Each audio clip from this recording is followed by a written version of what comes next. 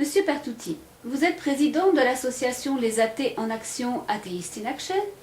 Expliquez-nous le sens de votre démarche. Savez-vous que d'après les livres dits saints, vous devez vous taire et être soumise si vous êtes une femme? La Bible, Nouveau Testament, première épître à Timothée, chapitre 2. Pendant l'instruction, la femme doit garder le silence en toute soumission.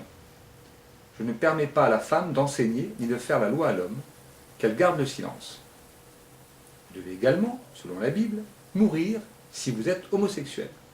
La Bible, Ancien Testament, le Lévitique, chapitre 20. L'homme qui couche avec un homme, comme on couche avec une femme, c'est une abomination qu'ils ont tous deux commise. Ils devront mourir, leur sang retombera sur eux. Et pour finir, un appel au crime, stipulé dans le Coran, sourate 9. Quand les mois sacrés seront expirés, tuez les infidèles quelque part que vous les trouviez.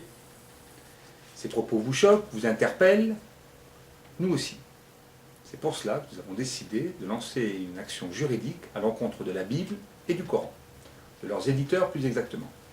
Vous voulez interdire ces livres? Pas du tout, il ne s'agit pas d'interdire quoi que ce soit, la liberté d'expression est sacrée, entre guillemets.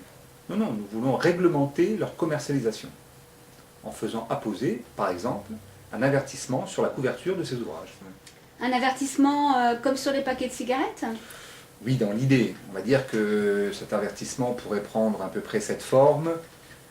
Attention, ce livre contient des passages sexistes, homophobes, sectaires et criminogènes.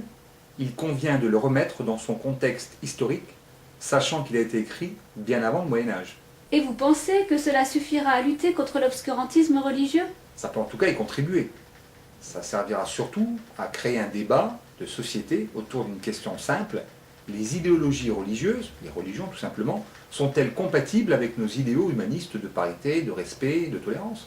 Ne craignez-vous pas de passer pour un provocateur? Un provocateur? Non, un provocateur d'idées peut-être. D'ailleurs, nous allons contacter l'ensemble des représentants des cultes en France afin de dialoguer, échanger avec eux autour de ce non-sens idéologique, juridique, politique, démocratique qui consiste à établir des lois afin de lutter contre des choses abjectes telles que l'homophobie, le sexisme, et en même temps sacraliser des livres qui sont remplis de propos visiblement hors la loi. Mais ces livres sont sacrés pour de très nombreuses personnes. Nous pensons au sein de notre association, qui compte des adhérents du monde entier, que ce qui doit être vraiment sacré, c'est la parité, le respect des minorités, la tolérance. Je vais simplement pour finir vous rappeler notre maxime, la justice des êtres humains face aux idéologies obscurantistes.